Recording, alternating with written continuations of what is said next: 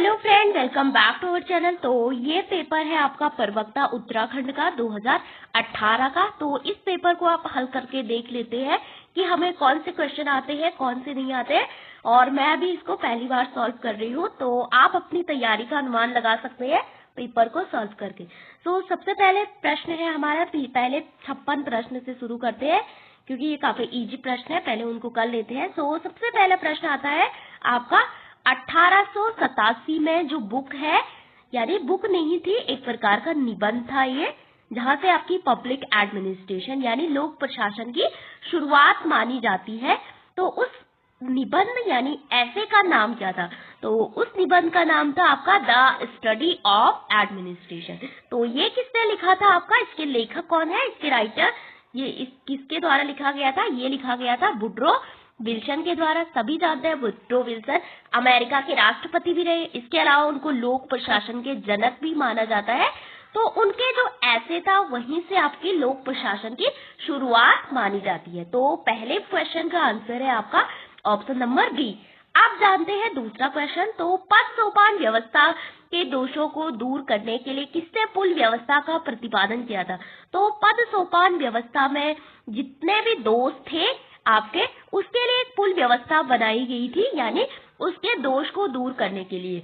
तो ये पुल व्यवस्था किसने बनाई थी आपके? तो ये बनाई थी एल डी वाइट ने, विलोवी ने और एपलवी ने या हेनरी फ्यूल ने। तो ये बनाई थी आपकी हेनरी फ्यूल ने। सभी जानते हैं कि हेनरी फ्यूल का एक इम्पोर्टेंट रोल है पब्लिक एडमिनिस्ट्रेशन में। उन्होंने किसके बारे में बात की? हेनरी फ्यूल के 14 प्रिंसिपल पढ़े होंगे आपने लोक प्रशासन के।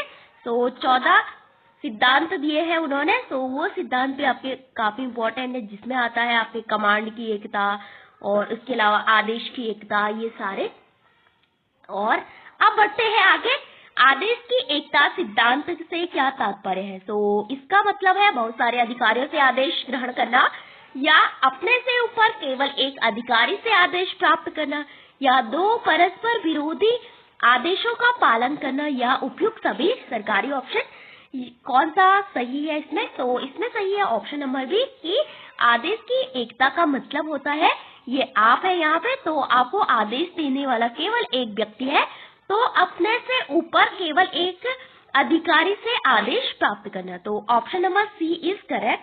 फिर आता है भारतीय लोक प्रशासन संस्थान की स्थापना कहाँ स्थित है? तो भारतीय लोक प्रशासन संस्थान की स्थापना होती है आपकी 1954 में, और 1953 में एक रिपोर्ट आई थी, उसका नाम था आपका पॉल एपलवी रिपोर्ट। क्या नाम था? Paul Appleby report. तो इसकी सिफारिश पे भारतीय लोक प्रशासन संस्थान की स्थापना होती है कहाँ पे? दिल्ली में, और 1954 में। तो अभी हमने यहाँ पे आपका पॉल एपलवी का नाम पढ़ा था। तो इन्हीं की रिकमेंडेशन पे एक रिपोर्ट आती है 53 में, और तब होती है आपकी किसकी स्थापना?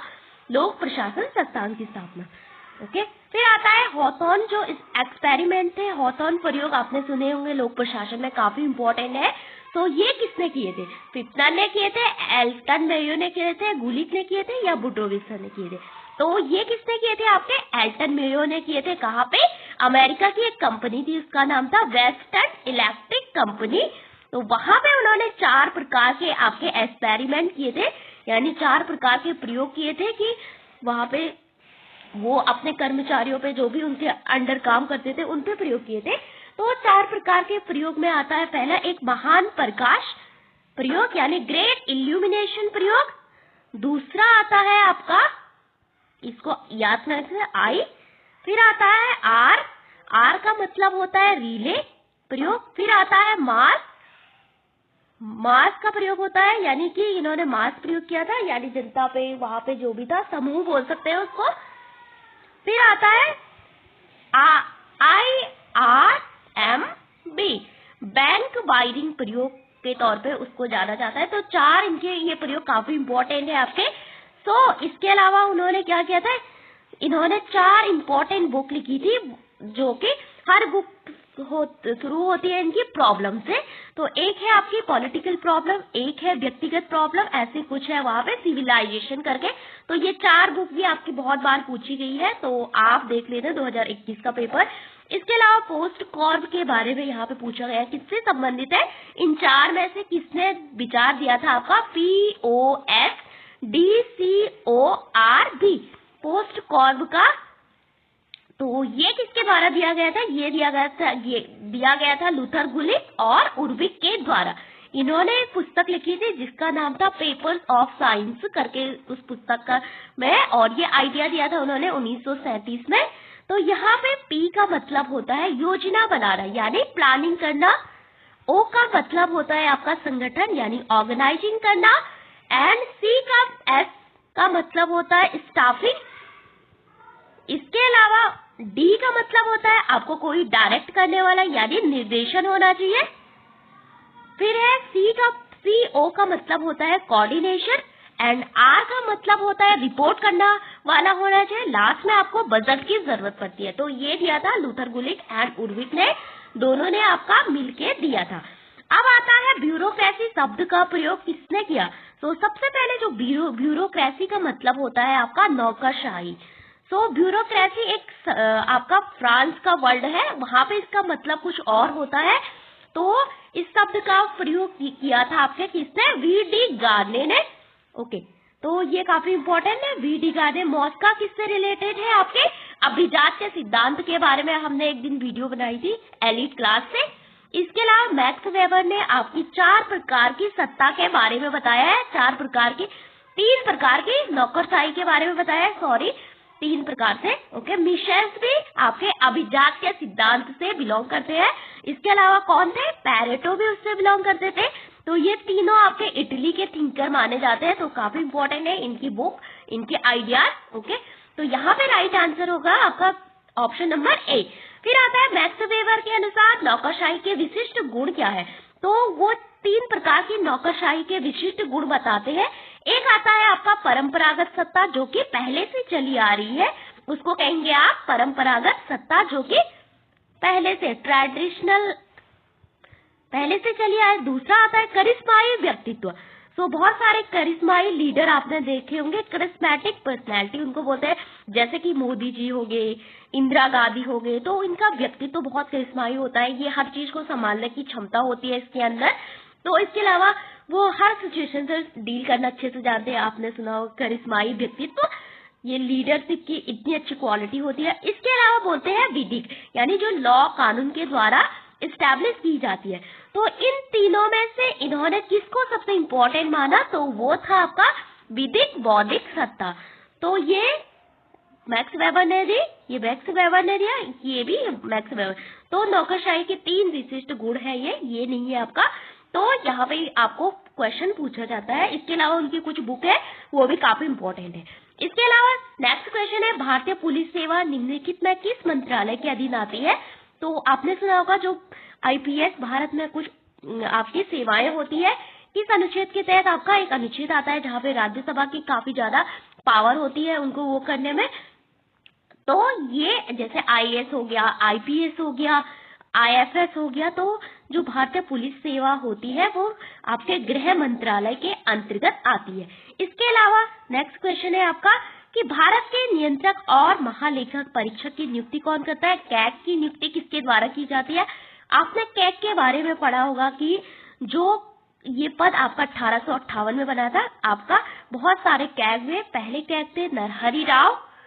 इसके अलावा कैग के जो बारे में बताया गया है 148 अनुच्छेद में बताया गया है कि एक कैग होगा। 150 में कैग की कार्य शक्तियों के बारे में बताया गया है।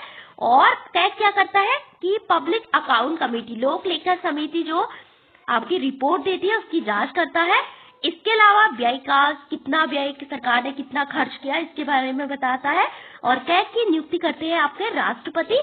और कैग का कार्यकाल होता है आपका 5 वर्ष या 65 वर्ष, जो भी पहले हो आपका। इसके अलावा कैग को पब्लिक वर्क इस नाम से भी आपका जाना जाता है। तो कैग की नियुक्ति कौन करता है, आपका राष्ट्रपति करता है। और इसका जो मेंबर्स होता है हमेशा अपोजिशन पार्टी का आपका होता है। ओके, इसके अलावा नेक्स्ट क्वेश्चन, भारत में लाल बहादुर शास्त्री प्रशासनिक अकेडमी कहाँ स्थित है। आपका लवासना के बारे में पूछा है। तो ये है आपका मसूरी में। इसके अलावा जहाँ पे IPS की ट्रेनिंग होती है जो पुलिस सेवा में जो लोग होते हैं उनकी जो ट्रेनिंग होती है सरदार पटेल अकेडमी नाम से है हैदराबाद में। तो वहाँ पे आपका जो आईपीएस होती है उनकी ट्रेनिंग होती है और आईएएस की जो ट्रेनिंग होती है वो लवासा मसूरी में होती है। इसके अलावा देख लेते हैं what is the main feature of training, Hindi में देख लेते हैं इसको। तो प्रशिक्षण की विशेषता क्या है? तो हम प्रशिक्षण की विशेषता में वहां पे क्या क्या करते हैं? तैयारी करते हैं, अभिविन्यास करते हैं और ज्ञान प्राप्त करते हैं। तो ये सभी सरकारी आंसर आपका राइट आंसर होगा। ट्रेनिंग की विशेषता क्या क्या होती है आप जान लेते हैं। नेक्स्ट क्वेश्चन की प्राचीन काल में किस देश में प्रतियोगिता के माध्यम से लोक सेवा में भर्ती होती थी? तो प्रतियोगिता के माध्यम से, कंपटीशन के माध्यम से सबसे पहले भर्ती का चलन किस देश ने प्रारंभ किया? कहाँ से शुरुआत हुई? तो सबसे पहले शुरुआत होती है आपकी चाइना से, चीन से। उसके बाद चीन आधुनिक समय में सब कहाँ पे हुई थी? सबसे पहले ये तो प्राचीन काल में कहाँ पे हुई? चाइना में। उसके बाद आपने सुना होगा आधुनिक काल में होती है आपकी कहाँ पे? पर्शिया में यानी परसा में। तो यहाँ पे होती है, इसको आज परसा के नाम से बोलते हैं। फिर आता है तीसरा, इंग्लैंड में हुआ था। चौथा इंडिया में कब हुआ? 1853 में हुआ। इसके अलावा अमेरिका में भी इसको बाद में अपनाया गया। तो सबसे पहले चीन में, आधुनिक काल में सबसे पहले यानी मॉडर्न टाइम पीरियड में पर्शिया यानी परसा में। ओके, तो ये काफी इंपॉर्टेंट क्वेश्चन है आपका। फिर है किसने कहा कि लोक प्रशासन में वे सभी कार्य आते हैं जिनका उद्देश्य लोक नीति को पूरा करना अथवा क्रियान्वित करना होता है? तो ये किसकी परिभाषा है? ये है आपके एल.डी. वाइट की परिभाषा। तो एल.डी. वाइट ने 1926 में एक टेक्स्ट बुक लिखी थी, जिसको पब्लिक एडमिनिस्ट्रेशन की प्रथम पाठ्य पुस्तक भी कहा जाता है। उस बुक का नाम क्या था? An introduction to the public administration, ऐसे करके उनकी वो बुक थी। तो ये काफी इंपॉर्टेंट है आपका। अब बढ़ लेते हैं आगे। किसने पद सोपान को स्केलर पद्धति का नाम दिया था? तो स्केलर पद्धति का नाम किसने दिया पद सोपान को? तो ये है मुनि और रेले। तो ये दोनों किससे बिलोंग करते हैं? संगठन के सिद्धांत से बिलोंग करते हैं। आपने पढ़ा होगा दो प्रकार के आपके संगठन होते हैं, एक औपचारिक संगठन, एक अनौपचारिक संगठन, काफी इंपॉर्टेंट है। फिर आता है विभागीय संगठन में 4 आधारों का प्रयोग किसने किया? किसने बोला कि 4P के बारे में? तो 4P की अगर बात करें तो सबसे पहले बात होती है पर्सन यानी व्यक्ति के बारे में। दूसरा P प्रोसेस यानी प्रक्रिया के बारे में। तीसरा P पर्पस, उद्देश्य क्या है आपका? कोई उद्देश्य होना चाहिए प्रक्रिया के बाद। चौथा P प्लेस, कोई स्थान होना चाहिए। तो इस 4P की बात की थी किसने? आपके हेनरी फ्यूल ने, हेनरी फ्यूल या लूथर गुलिक ने। तो लूथर गुलिक ने 4P की आपकी बात की थी। तो काफी इंपॉर्टेंट है ये 4P। विभागीय संगठन के 4 आधार माना जाता है उनको। फिर आता है कौन सा अनुच्छेद जो है वित्त आयोग से संबंधित है? तो वित्त आयोग से संबंधित किस अनुच्छेद के बारे में? वित्त आयोग के बारे में। तो वित्त आयोग एक संवैधानिक संस्था है यानी कॉन्स्टिट्यूशनरी बॉडी है। और वित्त आयोग की नियुक्ति की जाती है किसके द्वारा? राष्ट्रपति के द्वारा, प्रेसिडेंट के द्वारा। अनुच्छेद 280 के तहत कितने सदस्य होते हैं? कुल 5 सदस्य होते हैं। इसके अलावा वित्त आयोग क्या करता है? केंद्र और राज्य के बीच कर का बंटवारा करता है कि कितना किसको मिलेगा, कितना किसको मिलेगा। तो इसका बंटवारा आपका वित्त आयोग करता है। इसके अलावा राज्य वित्त आयोग की स्थापना भी हुई थी आपके 243 के अनुच्छेद के तहत। इसके अलावा 315 में क्या आता है? लोक सेवा आयोग के बारे में, कि यहाँ पे जो पावर होती है राज्यसभा के पास काफी ज्यादा होती है। फिर आता है 324, क्या है? जो हमने जिसका डे कल मनाया था आपका इलेक्शन कमीशन ऑफ इंडिया की स्थापना हुई थी आपकी 26 जनवरी से एक दिन पहले 1950 में। और हम मतदाता दिवस किस वर्ष से डेली बनाते हैं? आपका 2011 से। तो इलेक्शन कमीशन की जो बर्थडे है वो है आपका 25 जनवरी 1950 को। तो इलेक्शन कमीशन की स्थापना हुई थी कब? 1950 में। और अनुच्छेद 324 के तहत इलेक्शन कमीशन के बारे में 340 बात करता है। यहाँ पे जो राष्ट्रपति होते हैं ये देखते हैं कि अन्य पिछड़ा वर्ग आयोग की स्थापना करने का यहाँ पे प्रोविजन राष्ट्रपति को प्राप्त है। ओके, फिर आता है एशेटन समिति किससे संबंधित है? एशेटन जो समिति है वो आपकी किससे संबंधित है? तो वो है आपके ट्रेनिंग यानी प्रशिक्षण से संबंधित। फिर अभी हमने बात की कि भारत में लोक प्रशासन के जनक के तौर पे, यानी भारत में नहीं पूरे विश्व में लोक प्रशासन का जनक किसे कहा जाता है, तो वुड्रो विल्सन को लोकसभा के लोक प्रशासन के जनक कहा जाता है आपका पब्लिक एडमिनिस्ट्रेशन के, और अमेरिका के ये प्रेसिडेंट रहे हैं। और इनकी बुक है द स्टडी ऑफ, निबंध है, बुक नहीं है, द स्टडी ऑफ एडमिनिस्ट्रेशन, इस तरह से। तो यहीं से आपके पब्लिक एडमिनिस्ट्रेशन की शुरुआत मानी जाती है। और किस फेज से बिलोंग करते हैं पब्लिक एडमिनिस्ट्रेशन के, जहाँ पे आपने सुना होगा राजनीतिक प्रशासन द्वैध सोपान या डाइकोटमी। तो फर्स्ट फेज से आपके बिलोंग करते हैं कौन, वुड्रो विल्सन। फिर वुड्रो विल्सन ने ही आपके 14 पॉइंट दिए थे राष्ट्र संघ की स्थापना के समय। प्रथम विश्व युद्ध को शांत करने के लिए 1920 में आपका एक राष्ट्र संघ बना था यूएनओ से पहले। ओके, तो इसके जो 14 पॉइंट, उसके तहत आपकी इसकी स्थापना भी हुई थी राष्ट्र संघ की। ओके, तो काफी इंपॉर्टेंट है। फिर सुशासन पे एक पुस्तक लिखी गई थी आपकी, री इन्वेंटिंग गवर्नमेंट। तो एनपीएम से रिलेटेड है, यहाँ पे 3E की बात की जाती है आपकी, जिसका मतलब होता है इफेक्टिवनेस यानी प्रभावशीलता, एफिशिएंसी एंड इकोनॉमी। तो ये 3P इससे संबंधित है, री इन्वेंटिंग गवर्नमेंट।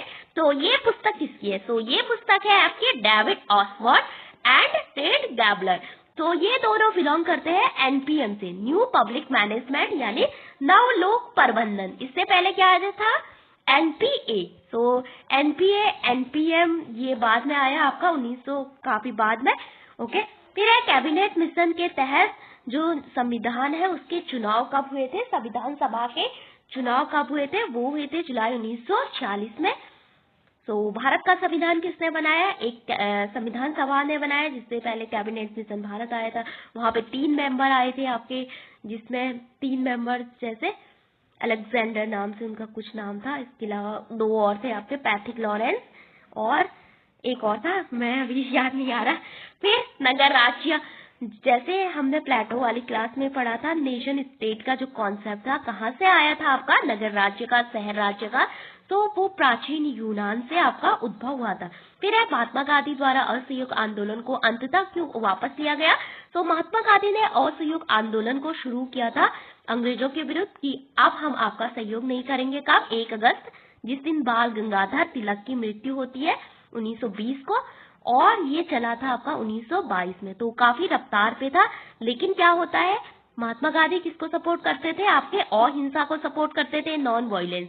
लेकिन चोरी चोरा कांड गोरखपुर में आपकी हिंसा हो जाती है, जिस कारण से महात्मा गांधी बोलते हैं अब हिंसा हो गई और मैं इसको वापस लेता हूँ। तो बहुत सारे लोगों ने महात्मा गांधी का विरोध किया था। बहुत सारी अन्य पार्टी बनी थी, जैसे आपने सुना होगा इसके बाद 1923 में आपकी स्वतंत्र पार्टी बनी, जो चित्तरंजन दास जी हो गए, आपके मोतीलाल नेहरू हो गए, उसके बाद सी राजगोपालाचारी हो गए। तो इन्होंने, महात्मा गांधी जी ने किसके विरुद्ध लिया था, ये चोरी चोरा कांड की वारदात अहिंसक होने के कारण इसको वापस ले लिया था 19 फरवरी 1922 में। ओके, आप देख लेते हैं, हिंदी में चलते हैं आपके। निम्नलिखित में एक स्वच्छ जनमत के निर्माण में बाधा होती है। तो किसके द्वारा एक जो स्वतंत्र जो जनमत है उसका निर्माण नहीं हो पाता है, तो सांप्रदायिक प्रचार प्रसार, जहाँ पे आपका सांप्रदायिक कम्युनल सौहार्द नहीं होता है और उसको उसमें बाधा आ जाती है, प्रचार प्रसार काफी ज्यादा होता है।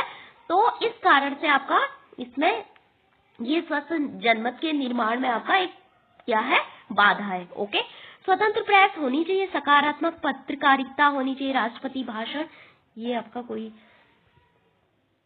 फिर आता है प्रशासन में राजनीतिक दलों का कार्य क्या नहीं है, तो सरकार का गठन करना, लोकमत का निर्माण करना, राजनीतिक चेतना का प्रसारण, प्रेस को नियंत्रित करना, ये आपका प्रजातंत्र में राजनीतिक दलों का कार्य नहीं है। होम रूल लीग का मुख्य उद्देश्य क्या था, तो भारत के लिए स्वशासन पूर्ण के बारे में होम रूल लीग ने बात की थी। तो होम रूल लीग आपके 2 मूवमेंट के तौर पे शुरू हुआ था। एक तो आपका बाल गंगाधर तिलक ने कहाँ पे किया था, मुंबई महाराष्ट्र में किया था, और एक एनी बेसेंट ने किया था 1916 में होम रूल लीग की स्थापना। मद्रास अडियार आपने सुना होगा, थियोसोफिकल सोसाइटी। सो इस तरह से, तो इसका मुख्य उद्देश्य क्या था, भारत के लिए स्वशासन स्वतंत्रता की प्राप्ति। और मार्क्स का अंतिम उद्देश्य स्थापित करना था। तो मार्क्स किसकी बात करते हैं, एक वर्गहीन समाज की बात करते हैं, सर्वहारा क्रांति की बात करते हैं। इसके अलावा जो मजदूर है उनके अधिकारों की बात करते हैं और पूंजीवाद को अपना सबसे बड़ा शत्रु मानते हैं मार्क्स। इसके अलावा आधुनिक उदारवाद और पारंपरिक उदारवाद किस प्रकार एक दूसरे से भिन्न है? तो जो आपका आधुनिक उदारवाद है, आपका नव उदारवाद, वो किसकी बात करता है? आपका कि विश्व को सभी प्रकार के शोषणों अत्याचारों से मुक्त करना, यानी उपनिवेशवाद का जो अंत हुआ आपका, उसकी बात करता है। उपनिवेशवाद के अंत की बात करता है कौन? आपका आधुनिक उदारवाद। पारंपरिक उदारवाद आपने सुना होगा कि जिसके संस्थापक कौन थे? जॉन लॉक हो गए, ये सब न्यूनतम राज्य की बात करते थे और ये पहली बार आया था। जो सबसे पहला इसको बोलते हैं आपका शास्त्रीय उदारवाद। तो उदारवाद की सबसे शुरुआत यहीं से मानी जाती है, मॉन्टेस्क्यू, जॉन लॉक, पुनर्जागरण के बाद। और नव वाला ये अभी आया जहाँ पे बहुत सारे कल्याणकारी राज्य बन की जो व्यवस्था है, जैसे आपने सुना होगा ब्रिटेन की एक प्रधानमंत्री थी, उनका नाम था मार्गरेट थैचर। उन्होंने बहुत सारे प्राइवेटाइजेशन के तहत अपने देश में बहुत सारे लोगों का कल्याण किया था। तो यही मानता है आपका नव उदारवाद की नागरिकों का भी अधिक कल्याण करना और सभी प्रकार के अत्याचारों से मुक्त करना। ओके, और आता है प्रारूप समिति के अध्यक्ष कौन थे? सभी जानते हैं, डॉक्टर अम्बेडकर थे प्रारूप समिति के अध्यक्ष। 7 मेंबर इसमें थे। और प्रारूप समिति को किस किस नाम से आपका जाना जाता है? तो इसके आपके बहुत सारे नाम है आपके प्रारूप समिति के। इसको पांडुलेखन समिति भी कहा जाता है और इसको सबसे पहले ड्रिफ्टिंग कमेटी किसने कहा था? प्रारूप समिति को नसरुद्दीन अहमद ने इसको ड्रिफ्टिंग कमेटी कहा था। तो ये प्रश्न आपका अभी हाल ही में किसी एग्जाम में आया था कि प्रारूप समिति को आपके ड्रिफ्टिंग कमेटी किसने कहा था? तो नसरुद्दीन अहमद ने कहा था। इसके अलावा इसके 3 नाम है आपका, इसको मसौदा समिति भी कहते हैं, इसके अलावा इसको क्या कहते हैं? पांडुलेखन समिति भी कहते हैं, इसके अलावा इसको ड्रिफ्टिंग कमेटी भी कहा जाता है। ओके, फिर जानते हैं अन्य कि लोकतंत्र के विशिष्ट वर्गीय सिद्धांत से संबंधित नहीं थे। अभी बताया कि अभिजात्य वर्ग से ये 3 आपका संबंधित है आपका, और इसको विशिष्ट वर्गीय सिद्धांत भी आपका कहा जाता है, यानी एक विशिष्ट वर्ग पे फोकस है, एलीट वर्ग पे फोकस है, यानी अभिजात्य वर्ग संभ्रांत वर्ग पे ये फोकस है। तो इस कारण से ये 3 आपके इटली से बिलोंग करते थे। मिशेल, जो कि जिन्होंने मुसोलिनी की आपकी सहायता की थी, वहां पे उनके जितने भी चीजें होती थी यही डिसाइड करते थे। मुसोलिनी फांसीवाद आपने पढ़ा होगा इटली में द्वितीय विश्व युद्ध की शुरुआत के समय। तो उसको डायरेक्ट करते थे आपका Robert Michels. So iron law of oligarchy इनकी महत्वपूर्ण कॉन्सेप्ट है। पैरेटो ने बहुत सारी बुक लिखी, मॉस का, ये सब। डेविड स्टेन किससे बिलोंग करते हैं? आपके व्यवहारवाद और उत्तर व्यवहारवाद से बिलोंग करते हैं। इसके अलावा उनकी बहुत सारी बुक आपके एग्जाम में बार बार पूछी जाती है और इन्होंने एक थ्योरी दी थी जिसका नाम था आपका सिस्टम थ्योरी। ब्लैक बॉक्स के बारे में इन्होंने बताया।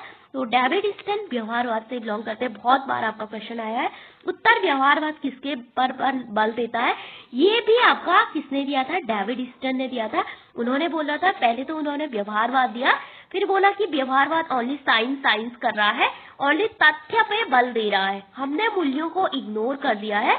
और राजनीति विज्ञान में व्यवहारवाद सबसे पहले लाए थे कौन? David Easton. और व्यवहारवाद के जनक मानी जाती है कौन? Charles Merriam. और व्यवहारवाद टर्म किसने कॉइन किया? किसी और ने टर्म को कॉइन किया था, लेकिन जनक इसको कहा जाता है चार्ल्स मरियम। 1930-40 में इन्होंने व्यवहारवाद दिया था। उसके बाद आपका उसको राजनीति में आपका अप्लाई किया था, क्योंकि व्यवहारवाद हर फील्ड में आया था, चाहे सोशियोलॉजी हो, चाहे एजुकेशन हो, हर क्षेत्र में आपका व्यवहारवाद आया था। ओके, तो राजनीति में प्रयोग किया था डेविड स्टेन ने। फिर बोला कि व्यवहारवाद खराब है, पहले ही अपने ही आइडिया को दोबारा उन्होंने सुधार किया, फिर दिया उत्तर व्यवहार। अब बोला कि हमें इसकी मूल्य और तथ्य दोनों पे बल देना होगा। तो ये था आपका उत्तर व्यवहारवाद, जो कि काफी बाद में आया, आपका 20 साल के बाद व्यवहारवाद के। तो इसमें काफी गैप। और ये भी आपका डेविड स्टेन की सिस्टम थ्योरी से आपका एक क्वेश्चन पूछा गया है। तो वहां पे आप बात करते हैं मांग, जो समाज क्या मांग चाहता है, उसकी डिमांड क्या है और उसके तरफ से कौन सा आपको आउटपुट मिलता है। तो ये 3 आपके सभी इससे बिलोंग करते हैं, ब्लैक बॉक्स थ्योरी के अंतर्गत ये होता है। फिर आता है राज्य केवल समुदायों का समुदाय नहीं है।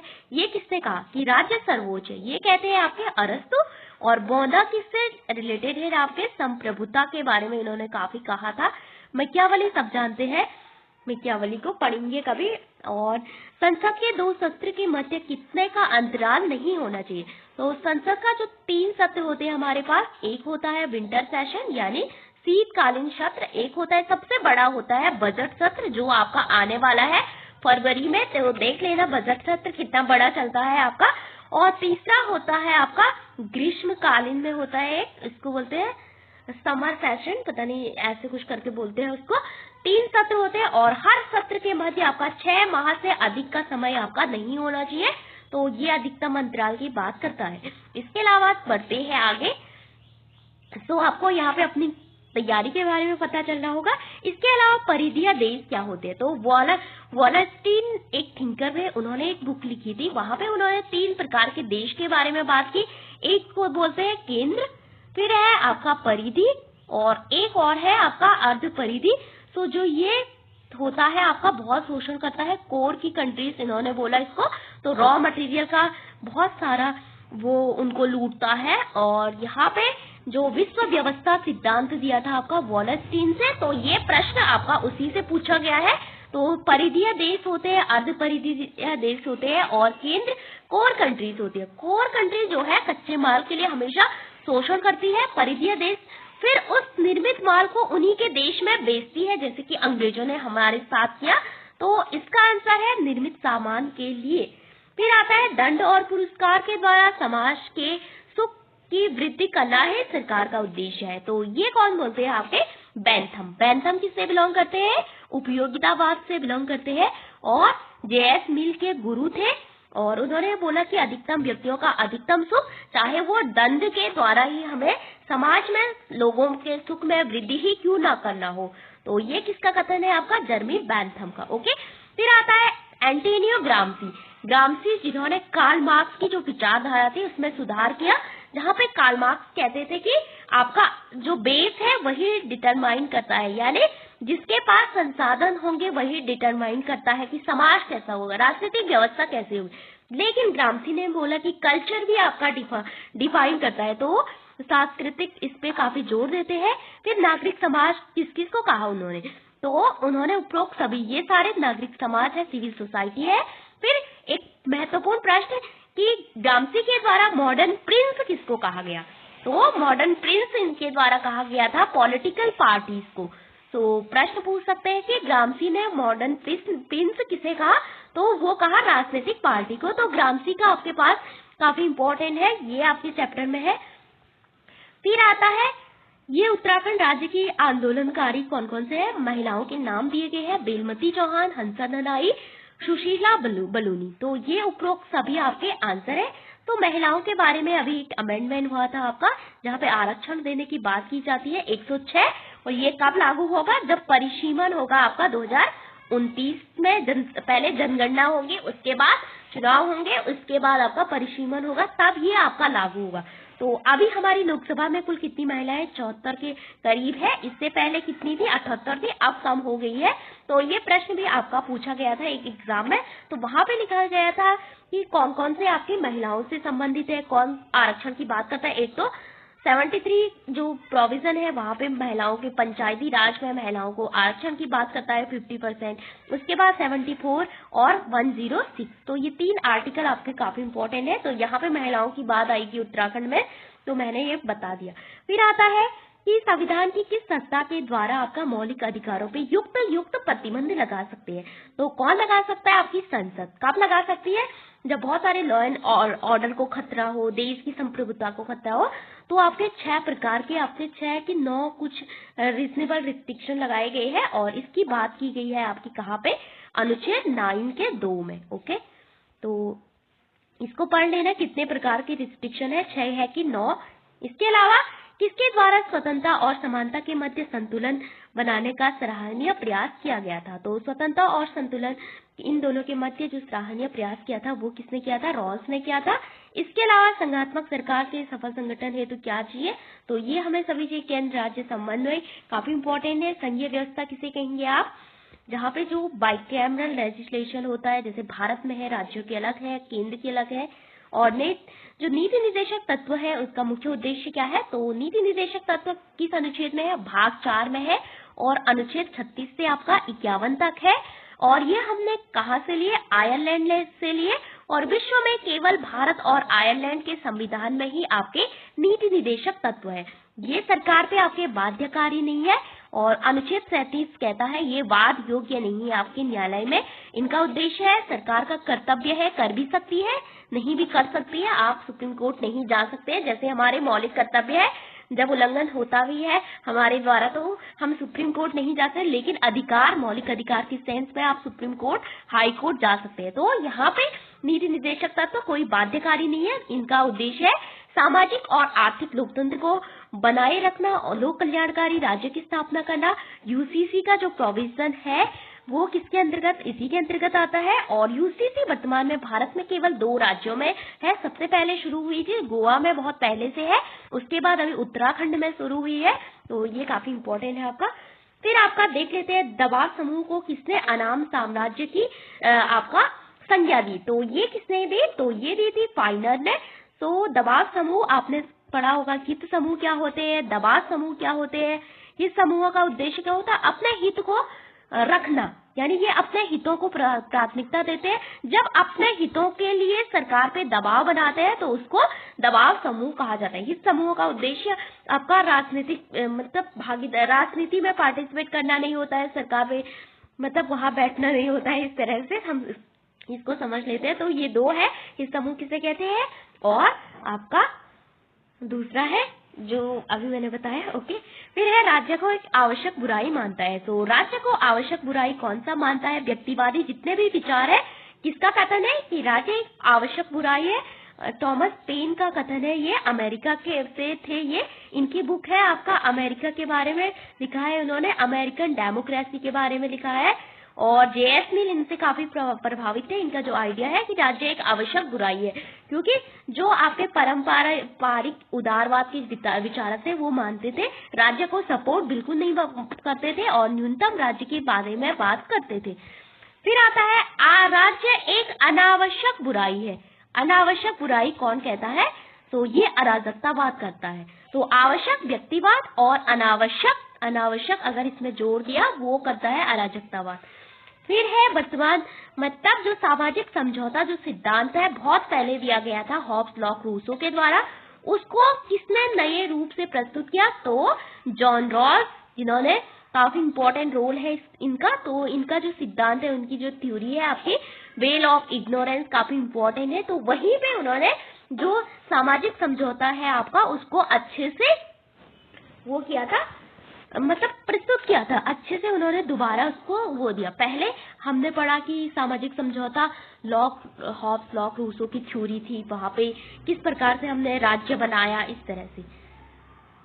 फिर ये आपके इतने क्वेश्चन हो गए। कुछ प्रश्न हम दूसरी वाली वीडियो में सॉल्व करेंगे यहाँ से आगे। So thank you for watching this video. काफी आपकी बड़ी होगी। अभी इसमें बहुत सारे क्वेश्चन बचे हैं, तो उनका एक्सप्लेनेशन भी करेंगे। तो आप इन क्वेश्चन से जज कर सकते हैं कि आपकी तैयारी कैसी चल रही है और आपको कितने क्वेश्चन आती है।